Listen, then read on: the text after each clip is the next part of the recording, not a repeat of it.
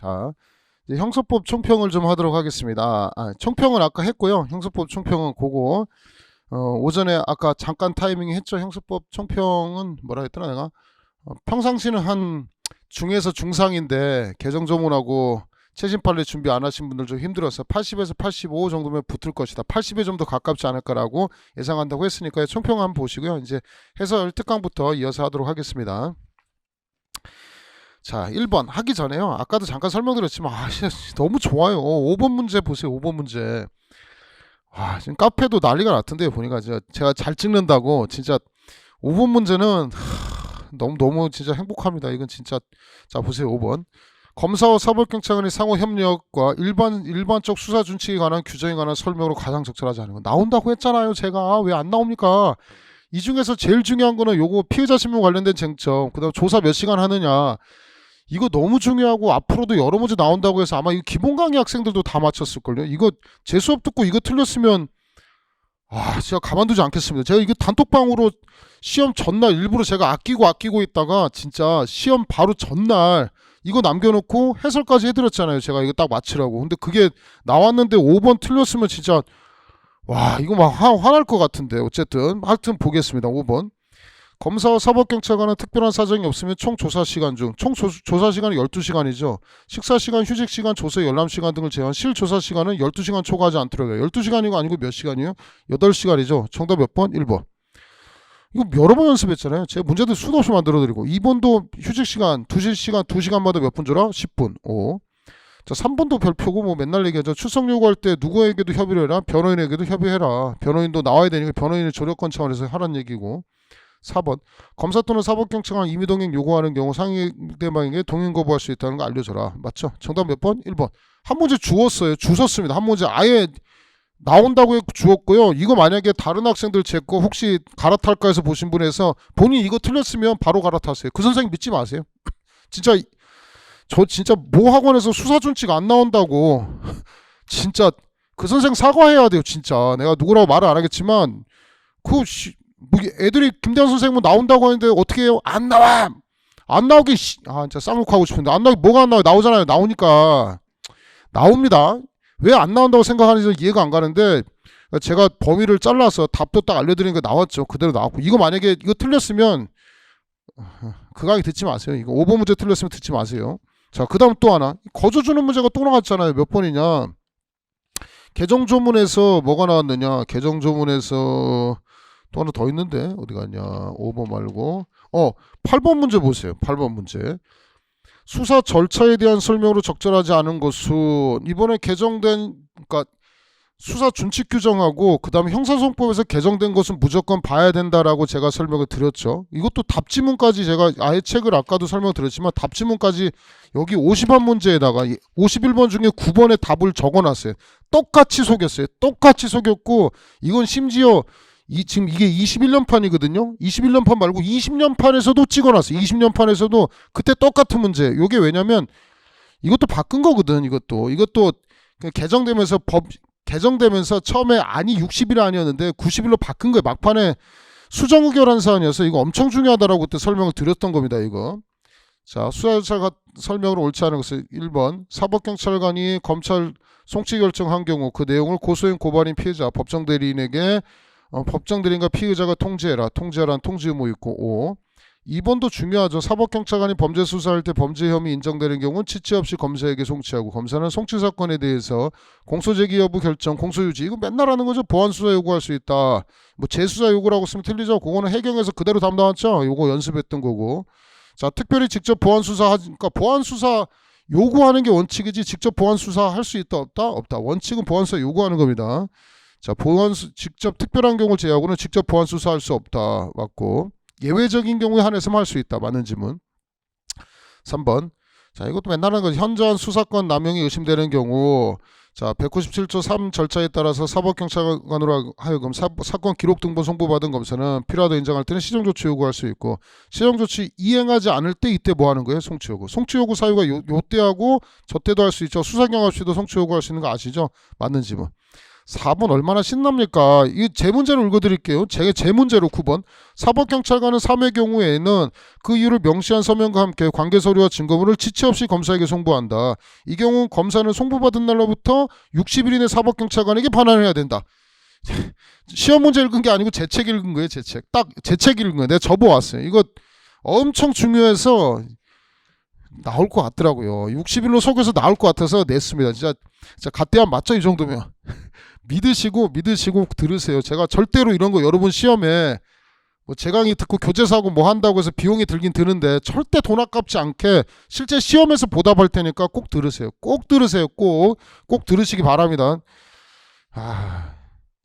조만간에 제가 다 1타로 다 잡을 것 같은데요. 이 정도만 내면 제가 다 맞춰드릴게요. 어떤 시험이 나와도 제가 경찰 재직하는 중에 사법시험 붙었다니까. 일하면서 월급 하면서 공부량 절대 늘리지 않고 공부량 최소화로 해서 여러분 반복해가지고 뭐 출제위원이 뭐라고 속일 거 예상해서 꼭꼭 집어서 넣어드릴 테니까 들으세요. 제가 아주 그냥 찍어서 드릴 테니까 들으세요. 자 이제 8번 문제에서 4번 60일 이내 서류 등을 반환해야 된다. OX, X 90일이죠. 정답은 4번이고. 요래서 요 개정점은 두 문제만 맞췄으면 아마 조금 형사법을 수월하게 봤을 겁니다. 나머지 좀 어려운 쟁점은 서로가 다 어려운 쟁점이어가지고 그거 이제 또 설명을 또 드리도록 하겠습니다. 1번 쉬웠죠. 뭐 적절하지 않은 것은 변호인 대리는 자의 접견교통권도 헌법상의 기본권이다. 이것도 단톡방에 며칠 전에 했죠. 2번 원심법원에서 변호인 선임했다. 파기환송되면 동일신급 내니까 변호인 효력이 있다. 5. 3번 국선 변호인 선정 구속은 당해사건 구속이죠. 정답 3번이고 재심 개시결정 전에 절차에서는 국선 변호인 선임 청구 안 된다고 했죠. 재심 개시결정이 확정된 이후에는 국선 변호인이지만 그 전에 안 된다고 했죠. 정답 3번. 2번 자 옳은 것은 기어 헌법에 규정된 진술거부권은 형사상 자기에게 불리한 내용의 진술을 강요당하지 않는 것이다. 고문 등으로 법으로도 강제할 수 있다 없다? 없다. 5. 니은 자 진술거부권 고지 대상은 피해자 피고는 물론 피해자 및 피해자의 대리인 그 다음에 피고의 법인의 대표자 등에게도 진술거부권의 고지 대상이 된다. 포함한다. 자 저기는 이제 진술거부권의 범위에는 포함되지만 그 뭐 피해자의 대리인 이들한테는 고지할 필요가 없는 거죠. 자 X 자 디귿침은 검사가 당해 사건의 재판에 사법경찰에 작성한 피고인이나 피신조서에 진정성립 묻는 경우 뭐 이런 것도 인정신문도 다 할 수 있죠. 진술거부권 행사할 수 없다. X고요. 리을 피의자에게 진술거부권과 자기에게 유리한 진술할 권리와 유리한 증거를 제출할 권한이 있지만 수사기관에 대하여 진술만을 진술할 의무가 있는 것은 아니다. 진술만을 말한다는 게 말이 안 되죠. 맞는 질문이죠. 그래서 정답은 3번이 되겠고 자 3번 친고죄의 고소 취소 및 고소 포기에 관한 설명으로 적절하지 않은 것은 자 고소를 한 피해자가 가해자에게 합의서 작성해주고 준 것만으로는 적법한 고소 취소로 볼 수는 없지만 자 합의서하고 뭐 있어요. 민형사상의 책임을 묻지 않겠다 등을 자 공소제기 이전에 수상위원 제출했다면 이 정도 합의서 탄원서 등을 제출했다면 이거는 고소 취소로 볼 수 있다. 맞고 2번 고소는 1심 선고 전까지 취소할 수 있는데 항소심에서 고소 취소할 수 있느냐? 항소심에서 고소 취소할 수 있다 없다? 없다. 무조건 언제 한다? 1심 선고 전에 하는 거죠. 정답 2번. 3번 고소 취소한 자가 고소기한 남아도 재고소할 수 있다 없다? 없다. 5. 4번 고소 포기 안 되죠. 그래서 고소 취소한 바 없다면 고소는 유효하다. 5. 자 옳지 않은 질문은 2번이 되겠죠. 쉬운 문제고 4번 전속 고발에 관한 설명을 적절하지 않은 것은 그러니까 쉬운 거는 엄청 쉬웠고 어려운 거는 엄청 어려웠어요. 좀 글이 좀 나뉘어가지고 어려운 문제 찾기 좀 어려웠습니다. 자 독점 규제 및 그 공정거래에 관한 법률 위반죄를 적용하여 위반 행위자들의 일부에 대하여 공정거래위원회가 고발을 하였다면 나머지에게도 효력이 미친다. 고발의 효력이 미친다.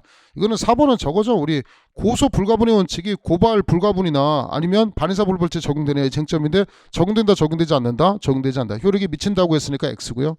2번 자 전속고발 범죄에서 수사기관이 고발에 앞서 수사를 하고 영장을 발부받았다. 검찰의 요청에 따라서 공무원이 고발 조치했다. 자 공소제기 전에 고발이 있은 이상 이건 어쨌든 고발이 있고 공소제기 있기 때문에 유효한 고발 공소제기로 보는 거죠. 무효라 볼 수는 없다. 실제 판결하겠다는 얘기고 4번도 뭐 맨날 하는 거죠. 안 쓰겠습니다. 자 불기소 처분하고 나서 그러니까 고발이 있었고 불기소 처분했는데 다시 공소제기했다. 불기소 처분 없어도 고발 다음에 공소제기한 거니까 적법한 공소제기로 보는 거죠. 맞죠? 실제 판결 대상이죠. 자 정답 1번이고요. 4번 공정거래위원회가 사업자에게 독점규제법 위반의 혐의가 있다고 인정하여 사업자를 고발했다. 법원이 자, 본안에 대하여 심판한 결과 위반되는 혐의사실이 인정되지 아니하더라도 이러한 사정만으로 고발을 기초로 이루어진 공소제기 등 형사 절차의 효력에는 영향 미치지 않는다. 자, 옳은 지문이죠. 그래서 고발했다. 고발하고 공소제기했으면 된다라는 거죠. 위법하지 않다는 판례고 적절하지 않은 판례는 정답은 1번. 고발은 뭐가 적용되지 않는다? 불가분의 원칙이 적용되지 않는다. 정답 1번이고. 자, 5번은 예상했던 문제고 정답 1번 나왔고요. 6번. 자, 긴급 체포에 대한 설명으로 적절하지 않은 것은 여기다 칠판에 되게 해줬으면 좋겠는데 뭐 제가 PPT를 만들어 오지 못해가지고 죄송합니다. 자, 긴급 체포 요건 갖췄는지 여부는 언제 기준하겠다? 체포시 기준하겠다. 우리 2020년도 2차에서도 나왔지만 체포하고 사후사정 고려한다. OX, X, 체포시 기준하겠다. O. 2번, 긴급 체포 구성장 청구하지 않았거나 발부받지 못하여 석방된 자. 자, 영장 없이는 재체포 못하죠. 그럼 반대로 해석하면 영장 있으면 재체포 재구속 가능한 거죠. O. 3번, 피해자를 긴급 체포한 경우에 필요한 때 영장 없이 체포 현장에서 압수수색할 수 있고 이에 따라 압수한 물건이 계속 압수할 필요가 있는 경우에는 지체 없이 영장을 발부받아야 된다. 근데 영장을 발부하지 못했다면 위법하죠. 자, 위법한 경우 영장주의 위반했기 때문에 증거 동의 있다 하더라도 증거로 사용할 수 있다 없다? 없다죠. 자, 그래서 동의하지 않는 한 유죄 증거로 사용할 수 없다. 자, 얘는 증거 동의하면 유죄 증거로 쓸 수 있는 것을 써놨죠. 증거 동의해도 유죄 증거로 쓸 수 있어요 없어요? 없죠. 정답 3번이고. 4번도 뭐 별표죠. 긴급 체포해서 석방했다. 30일 이내 통지 안 했을 때는 위법이지만 피의자 신문 조서까지 소급해서 위법이라고 볼 수 있다 없다? 없다. X죠. 자, 맞는 지문이고 옳지 않은 지문은 정답은 3번. 쉬웠습니다. 7번도 쉬워요. 수사 파트 좀 쉬웠습니다. 압수수색에 관한 설명이다 적절하지 않은 것은 1번은 별표 치시고 최신 판례에서 답지문 안 줬는데 나 이거 답지문 줄 줄 알았는데 이거 답지문 줬으면 대박인데 진짜 이거 2020년도 20년도가 21년도 채판이잖아요. 이거 엄청나게 중요한 거. 변호인의 참여권도 무슨 건이다? 고유권이다. 이것도 단톡방으로 계속 연습했던 건데 고유권이기 때문에 피고인이 출석하지 않는다 하더라도 누구한테 통지해줘라? 변호인한테 통지를 해줘라. 그거죠. 이거 답지문 줬어야 되는데 별 참여할 기회를 별도로 보장해야 된다. 겁나 중요하다고 했죠 이거. 오. 답지문 줬어야 되는데 아깝습니다. 2번. 이거 충분히 알 수 있도록 상대방한테 제시해라 했고. 3번. 저장 매체에 대한 압수수색 과정에서 압수 목적을 달성하기 현저히 곤란한 예외적인 사정이 인정되어 전자정보가 담긴 저장 매체 등은 수사기관 사무실을 옮겨 복제 탐색 출력하는 과정에서도 당사 참여권을 보장해야 된다. 혐의 관련된 것에 한해서만 출력 복제하는 것이 원칙이다. 5. 4번. 현행본 체포 현장에서 소지자 등의 이미 제출물 앞서는 영장 필요하잖아요. 영장 필요 없죠. X죠. 그래서 정답은 4번이 되겠고요. 쉬운 문제들 다 투성이었습니다. 잘 맞췄고. 8번. 8번 아까 설명했죠? 정답 4번. 자, 9번. 공소장 변경에 대한 설명이다. 기억도 리을 중 옳고 그름을 표시하십시오. 공소제기된 살인의 범죄 사실에 대하여 그 증명이 없으나 폭행치사의 증명이 있다. 살인죄의 구성 요건이 반드시 폭행치사를 포함할 수 없기 때문에 공소장 변경이 필요하다는 거죠. 5. 니은. 방어권의 실질적 불이익을 초래할 염려가 없는 경우에는 공소장 변경 절차 없이 다른 사실을 인정해도 된다. 5. 3번. 이것도 맨날 했죠. 재심 심판 절차에서 이거는 이익재심이기 때문에 자, 공소사실 추가하는 거 변경 허용할 수 있다 없다? 없다. 나온다고 했죠 이거. 리을. 포괄일제 공소장 변경 개별적으로 따집니까? 전체적으로 따집니까? 전체적으로 따지죠. X. 이것도 모의고사 몇 번 냈나요? 내가 이거 리을 지문도 몇 번 수도 없이 냈죠. 디귿하고 리을 계속 낸 것 같은데. X. 555 X. 정답 4번. 자, 10번에 1번 지문은 제가 찍지 못했어요. 그래서 이 부분은 이것까지 찍어줬으면 좋을 텐데 이게 너무 어려운 쟁점이고. 자, 1번 없이 10번에 1번 지문 없이 맞힐 수 있는지 봅시다. 네가 못 찍었으니까 나머지 문제로 맞힐 수 있는지. 나머지 문제로 맞힐 수 있으면 되는 거잖아요. 2번. 공소장 변경이 있을 때 공소시 완성 여부는 당초의 공소제기 시기점으로 판단할 것이고. 맞죠? 변경시 기준을 삼을 것은 아니다. 5. 자, 4번 지문. 신병 확보되기 전에 이거 나온다고 했죠. 그죠? 신병 확보가 되기 전에 공소제기 됐다. 이태원 살인 사건 두 번째 쟁점 요거 나올 거라고 했죠. 자, 공소시효 진행이 정지된다. 5. 3번도 모의고사 때 했고 전범이 마지막에도 했죠. 이 무고죄 처벌하는 근거가 왜 처벌하는 거라고 했어요? 수사기관 개고생할까 봐 처벌하는가 그거 갖고 따진다고 했죠. 그래서 공소시효 완성 여부는 언제부터 범죄 성립하는지 안 하는지 여부는 언제부터 기준하겠다? 신고시를 기준하겠다 했죠. 자, 무고죄에 있어서 신고된 범죄 사실이 이미 공소시효 완성된 것이어서 무고죄가 성립하지 않는 경우에 해당한지 여부는 언제 기준에서 판단하겠다? 신고시 기준 판단하겠다. 이것도 나올 것 같아서 여러 번 이거 20몇 번 했더라. 전범위에서 했던 걸로 기억나는데. 5. 그래서 옳지 않은 지문은 1번인데요. 1번은 이제 2, 3, 4번을 소거법으로 풀었어야 되는 문제 중에 하나였습니다. 자, 구수산업협동조합법에서 1항 내지 4항에 규정된 공소시효는 선고일 후 6개월을 경과함으로써 완성한다라고 되어 있다. 규정하고 있는데 선고일까지 발생한 범죄의 공소시효를 언제부터 기산할래? 선고일 후라고 돼 있으니까 선고일 다음 날부터 선고일 후라고 돼 있으니까 선고일 다음 날부터 공소시효를 기산하겠다라는 게, 범죄는 언제 종료되는 거냐? 선고일까지 종료되는 거고 선고일 후 다음 날부터 기산하겠다라는 취지입니다. 그래서 선고일 당일 의미한다. 정답은 X여서 정답 1번이고, 이 문제가 조금 어려웠는데 2, 3, 4번 소거법으로 풀 수 있었다. 저는 11번 문제가 좋았다고 생각합니다. 11번에 별표 치시고, 이것도 뭐 막판에 많이 했던 것 중에 하나인데, 자, 우리 결격사유하고 면제사유하고 구별해서 기억하라고 했죠. 면제사유.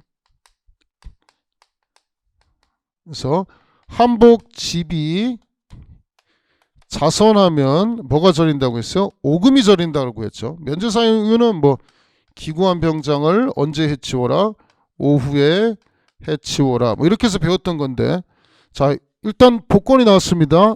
그 현직 경찰관은 우리 그 직업에 의한 제외사유니까 경찰관은 그 국유참 배심원 선정할 수 없고, 복권되지 아니한 자 한복 지비할 때 복권 나왔죠? 나왔고요. 그 다음에 제척사유 적용되기 때문에 혼인관계 있는 거, 이혼한 사람도 혼인관계, 그 친족관계 있었던 자도 포함하기 때문에 이혼한 배우자도 포함되고.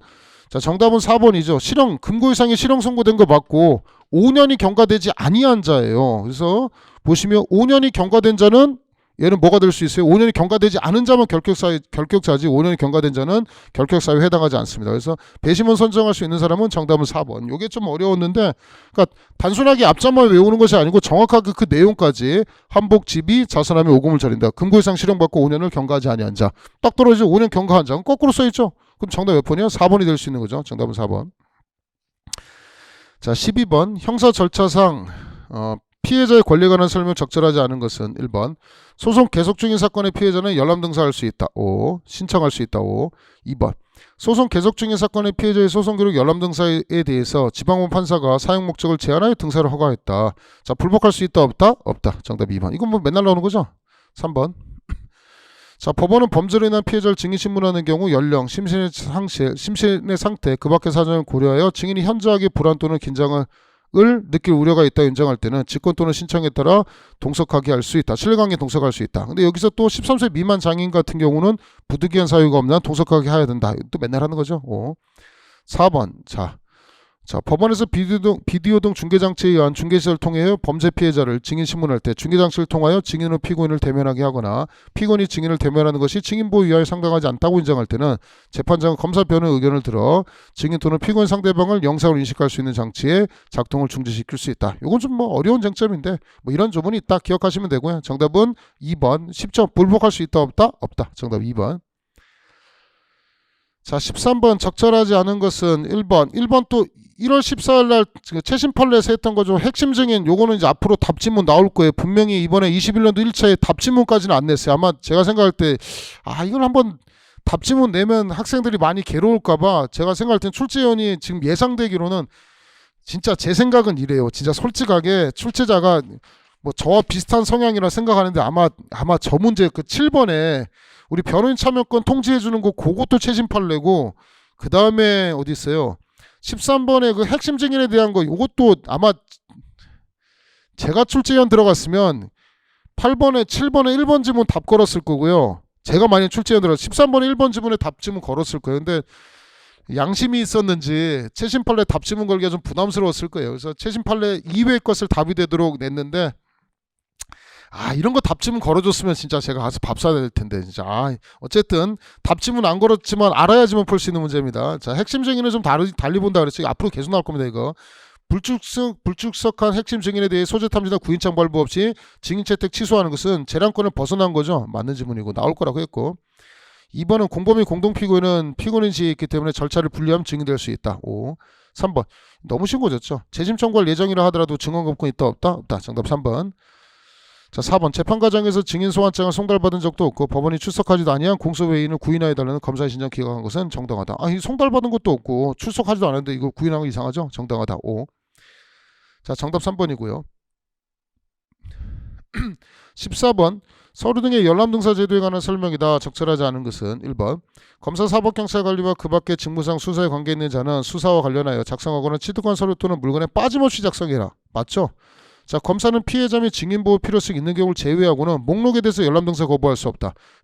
제가 몇 번 얘기했습니다. 목록은 몇 퍼센트? 100%. 목록은 몇 퍼센트? 1000%. 목록은 몇 퍼센트? 10만 퍼센트, 100만 퍼센트. 자, 예외 사유 있어요, 없어요? 없죠. 정답 몇 번? 1번. 아마 딱 제 목소리 기억났을 거예요. 목록 몇 퍼센트? 100%. 목록 몇 퍼센트? 1000%. 목록 몇 퍼센트? 10,000%. 아마 요 얘기 기억났을 거예요. 아마 이거 하면서 아마 소름 돋았을 겁니다. 정답 몇 번? 1번. 2번. 자, 피고인 또는 변호인은 검사가 서류 등의 열람등사 서면의 교부를 거부할 때는 법원에 신청할 수 있다. 5. 3번. 피고인 또는 변호인이 신청에 따라 법원이 검사에게 명하는 열람등사 서면의 교부를 지체 없이 이행하지 않을 때는 증거 신청할 수 없다. 5.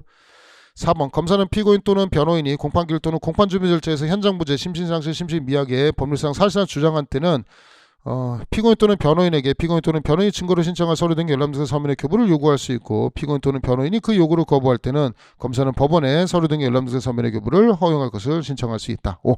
자, 옳지 않은 지문은 1번. 쉬웠죠? 그러니까 형사법이 양은 많지 않았어요. 3페이지로 끝나서 양은 안 많았습니다. 자, 16번, 15번 이것도 쉽죠? 16번이 제일 어려웠어요. 16번, 18번, 20번이 좀 어려웠습니다. 적절하지 않은 것은 1번 수사기관이 헌법과 형사정법의 정한 절차에 따르지 않았다. 위수중이다. 증거로 사용할 수 있다 없다? 없다. 2번 법원의 증인신문 절차 공개금지 결정이 공개재판 받을 권리를 침해했다. 자, 그 절차에 의하여 이루어진 증인의 증언은 변호인의 반대신문권이 보장되지 않는 한 증거능력이 없다. 아주 얍삽하게 했죠. 그냥 증거능력이 없는 거예요. 여기 반대신문 보장되면 증거능력이 있는 것처럼 써놨죠. 공개재판 받을 권리를 침해했기 때문에 반대신문 유무와 상관없이 증거능력이 없습니다. 정답 2번이고 자, 3번. 제3자가 전화통화 당사 일방만에 동의받은 거. 이거 통비법 위반이죠. 증거 인정할 수 없다. 5. 4번. 사후 영장 받아야 되죠. 요건 갖추지 않았다면 증거로 사용할 수 없다. 사후 영장 받았다 하더라도 위법성이 치유된다, 치유되지 않는다. 치유되지 않는다. 5. 이것도 20년도 1차에 우리 나왔던 쟁점이죠. 자, 정답은 몇 번입니까? 적절하지 않은 것은 2번. 자, 15번, 16번이 제일 어렵습니다. 적절한 것을 모두 고르세요. 기억은 이제 익숙하게 하는 거죠. 다른 사람의 진술을 그 내용을 하는 진술이 전문 증거인지는 요중 사실이 무엇인지에 따라서 정해진다. 자, 다른 사람의 진술인 즉 원진술의 내용이 사실이 요중 사실인 경우에는 원문 증거이지만 원진술 존재 자체가 요중 사실일 때는 본래 증거이지 전문 증거가 아니다. 그래서 너 죽여버린다라고 들었어요. 이거는 그냥 본래 증거죠. 내가 전처도 죽였다. 살인죄죠. 그러니까 전처를 살해했다. 요거는 전문 증거가 됩니다. 자, 근데 너를 죽여버리겠다. 널 죽여버린다.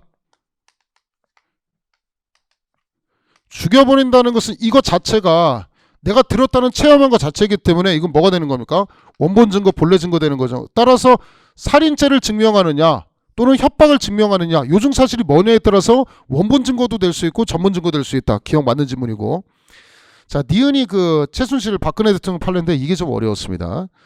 자, 니은 어떤 진술이 기재된 서류가 이미 내용에 의해 진술하였다는 사실 자체에 대한 정황 증거로 사용된다면 사용될 것이라는 이유로 서류의 증거 능력을 인정한 다음 정황 증거로 쓰는데 그 사실을 다시 진술 내용이나 그 진실서를 증명하는 간접 사실로 증명할 때 자, 그러면 정황 증거가 있고 그 정황 증거를 뒷받침하는 증거이기 때문에 존재한다는 것을 입증하는 거기 때문에 여기도 뭐가 적용된다? 전문법칙이 적용이 된다는 판례입니다. 굉장히 어려운 판례입니다. 자, 다시 한번 맞는 지문이고 니은 어떤 진술이 기재된 서류가 자, 의미한 내용의 진술하였다는 사실 자체에 대한 정황 증거로 사용될 것이라는 이유로 서류의 증거 능력 인정했죠.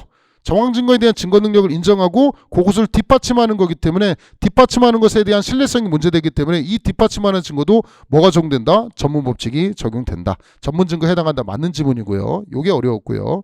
이게 최신 판례고. 디귿 지문. 갑이 을로부터 들은 피고인 A의 진술 내용을 수사기관이 진술조서에 기재하여 자, 증거로 제출하였다. 디귿 지문도 어려웠죠. 이게 이제 말 자체가 어려웠던 건데 자, 피고인 A의 진술을 누가 들었냐면 자, 을이 들었어요. 을이 듣고 을이 들은 것을 자, 피고인 A가 말한 것을 들었어요. 들었다는 것 자체를 전달한 거죠. 갑한테. 그럼 전문이 되죠. 그리고 가서 수사기관에서 말하면 진술이 되죠. 수사기관에서 적으면 기재된 조서죠. 자, 전문 진술이 기재된 조서는 전문 진술에 해당하는 요건 312조 4항 갖추면 되고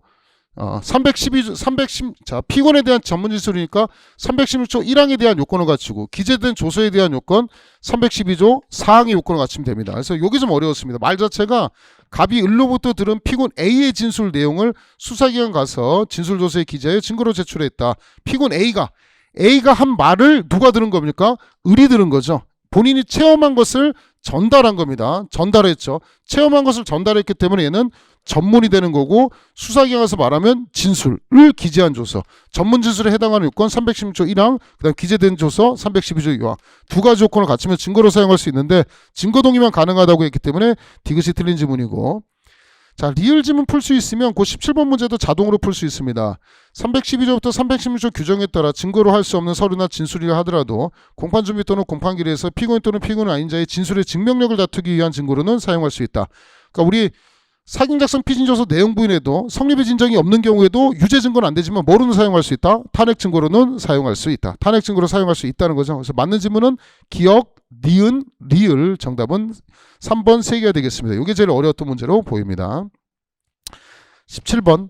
자, 이게 또 더군다나 16번이 킬러 문제로서 딱 개수 문제 하나 나왔는데 이게 딱 개수 문제로 냈어요. 그래서 제일 어려운 문제로 16번이 나와서 맞췄으면 굉장히 잘하는 거고, 요거 틀려도 뭐 붙는 데는 전혀 지장이 없었다라고 생각합니다. 자, 17번부터 또 할만합니다. 탄핵 증거에 관한 설명으로 적절하지 않은 것은 1번. 탄핵 증거는 법음죄 사실 인정하는 증거가 아니어서 엄격한 증거 능력 요하지 않는다. 몰탕 고양해서 했죠. 5. 니은. 법정에서 증거로 제출된 바 없이 전혀 증거 조사가 이루어지지 아니한 채 수사 기록만 편철되어 있는 증거를 피고인의 진술을 탄핵하는 증거로 사용할 수 없다. 증거조사가 전혀 이루어지지 않으면 탄핵 증거로서의 증거조사는 거쳐야 되는 겁니다. 증거조사하지 않으면 탄핵 증거로도 사용할 수 없습니다. 5. 3번. 검사가 유죄의 이 자료를 제출한 사기작성 피고인에 대한 피신조서는 내용 부인했다. 유죄 증거는 못 쓰지만, 자, 임의성이 있다면 뭐로는 사용할 수 있다? 탄핵 증거로 사용할 수 있다, 없다? 있다. 자, 그래서 증거 능력이 없지만 임의로 작성된 것이 아니라고 하더라도, 제가 낸 문제 그대로 냈죠. 임의로 작성된 것이 아니라고 하더라도 임의성이 없으면, 자, 반대 증거, 탄핵 증거 사용할 수 있다, 없다? 없다. 이거 진짜 전범위에서 제가 딱 이렇게 틀었어요. 원래 사기작성 피신조서는 내용 부인하면 증거로 못 쓰지만 그 탄핵 증거로 사용하는데, 임의성이 없으면 쓰레기 증거는 탄핵 증거로도 사용할 수 있다, 없다? 없다고 했죠. 거기까지 들어가서 내서 아주 좋았던 문제. 이거 전범에서 체크를 제가 몇 번을 해드렸던 쟁점입니다. 사기작성 피신조서 다시 한번 정리합니다. 내용 분해하면 유죄 증거를 못 쓰지만 탄핵 증거로 쓸 수 있어요. 근데 만약에 임의성이 없으면 아예 쓰레기 증거기 때문에 탄핵 증거로도 사용할 수 있다, 없다? 없다. 이거 기특에서도 제가 냈던 것 같은데 딱 제가 변형한 대로 쟁점을, 임의성에 대한 쟁점을 걸어가지고 출제했습니다. 반대 증거로 사용할 수 없습니다. 자, 정답 3번이고 좋은 문제입니다. 4번. 증거 목록에 기재되지 않고 증거 결정이 있지 아니하였다 하더라도 공판조서에 기재되어 있다. 자, 공판조 과정에서 그 입증 취지가 구체적으로 명시되고 제시된 이상 이에 대한 탄핵 증거로서 증거조사는 거친 것으로 보겠다. 옳지 않은 질문 몇 번? 3번. 자, 18번이 조금 어려웠습니다. 무죄 판결에 대한 설명으로 적절하지 않은 것은 1번. 포괄일죄 경우에, 자, 그 일부가 무죄로 판단되는 경우 이를 판결 주문에서 따로 표시할 필요가 없으므로 이를 판결 주문에 표시한 경우에는 판결에 영향 미친 위법 사유에 해당한다. 자, 포괄일죄에서 일부 무죄면은 굳이 주문에 표시하지 않아도 이 정도의 위법은 중대 위법은 아니라고 보는 거예요. 그래서 판결에 영향 미친 위법 사유에 해당하지 않는다는 게 판례입니다. 그래서 1번이 X고 좀 어려웠습니다. 2번. 포괄일죄 일부에 대해서 유죄의 증거가 없고 나머지 부분에 대하여 공소시효가 완성되었다. 유리했기 때문에 그냥 주문에다가 뭐를 기재하면 된다? 무죄를 기재해도 된다. 족하다는 판례, 맞는 지문이고. 자, 1번, 2번이 좀 어려웠고요. 3, 4번은 좀 쉬웠어요. 위헌 결정이 있으면 소급해서 효력 상실하기 때문에 뭐를 선고하겠다? 무죄 선고하겠다. 5. 4번. 피고는 무죄는 유리하기 때문에 무죄 판결에서 또 뭐 무죄를 선고해 주세요. 뭐 유죄를 선고해 주세요. 이런 상소는 상수 이익이 없죠. 그래서 이런 상소는, 무죄 판결에 대한 상소는 부적법하다. 5. 자, 그래서 옳지 않은 지문은 1번. 판결 주문에 표시한 경우 판결에 영향 미친 위법이라고 볼 수 있다, 없다? 없다. 위법 사유에 해당한다고 해서 옳지 않은 지문입니다. X. 그래서 조금 어려웠던 문제가 16번 문제가 가장 어려웠고 그 다음 어려웠던 문제가 18번인데 3, 4번이 너무 쉬운 문제여가지고 쉬운 지문이어서 아마 1번은 맞히지 않았을까라고 예상됩니다. 자, 19번. 자, 적절하지 않은 것은, 자, 1번 지문 최신 판례인데 이거 취업 제한 기간도 불이익하죠. 그래서 이것도 불변금 적용되는 거고. 5. 2번도 전범위에서 계속 내죠. 그러니까 진도별 전범위에서 계속 반복했던 문제들입니다. 자, 상고에서 파기환송한 경우에도 불변금이 적용되고 공상 변경한 경우도 적용되죠. 적용하지 않는다고 했으니까 정답은 2번 쉬운 문제. 소송 비용은 이것도 최신에 나왔죠. 기판력도 발생하지 않고 모두 적용되지 않는다. 불이익 변경 금전칙도 적용되지 않는다. 적용되지 않는다. 5. 4번은 별표 치시고 이것도 뭐 얘기를 들어서 했던 거죠. 그래서 재심에서 저거 했던 거죠. 상해하고 간통하고 유죄가 나왔는데 이 아저씨 집행유예 나왔죠. 그래서 요 간통 부분 무죄 받아가지고 재심 청구했죠. 재심 청구했는데 간통 부분 무죄 받고 이 상해는 유죄인데 벌금 뭐더라? 벌금 400이가 맞았었던 거죠. 얘는 지금 집행유예 받아가지고 집행유예에서 무죄 받으면 형사보상 등 해줄 수 있어서 좋을 것 같았는데 징역형의 집행유예, 자 집행유예 기간이 경과해서 형선고 효력이 상실됐다 하더라도 뭐로 바뀌면 벌금 박힌 거. 이 불이익이냐가 쟁점이죠. 그래서 선발 유먼 이렇게 해서 아마 설명을 드렸던 걸로 기억합니다. 집행유예가 벌금 바뀌면 불이익이다 불이익이 아니다 불이익이 아니란 판례죠. 쉬운 거죠. 그래서 자 불이익 변경에 해당하지 않는다. 오, 그래서 옳지 않은 질문은 정답은 2번 19번도 쉬웠고 20번도 나오죠. 아예 처음 첫 줄에 나오잖아요. 재심사유의 무죄 등을 인정한 명백한 증거. 무죄 등에 무죄하고 면소까지만 들어가죠. 공소기각 들어가요? 안 들어가요? 안 들어가죠. 거의 딱 제목에 딱 준 거예요. 이 제목이. 자 적절하지 않은 것은 1번. 자 친고죄에서 고소출상 백날 접수되었자 공소기각 판결이죠. 공소기각 판결 사유는 재심사유 된다 안 된다? 안 된다. 1번. 이건 사례로도 몇 번 설명드렸던 거죠. 이거 예전에 해경에 나와가지고 사례로 설명드린 게 바로 출제가 됐습니다. 정답 1번이고. 자 2번. 자 헌법의 위헌이다. 이거는 무죄 선고할 사유죠. 그래서 새로 발견했대. 위헌되는 경우 무죄 사유이기 때문에 재심사유에 해당한다고 했고. 3번. 타계 사건의 증거가 아니고 공범자 중 1인에 대한 무죄가 다른 1인에서 유죄 확정 판결이 있었다. 이것만으로 재심사유라고 볼 수 있다 없다? 없다. 아 공범 중에 나 유죄 나고 얘 무죄 나왔다고 이거 재심 받아주면 말도 안 되는 거죠. 새로운 증거가 나와서 무죄가 되면 재심 받아주겠지만 아 친구가 무죄 받았다고 나한테 재심할 이유가 있다 없다? 없다고.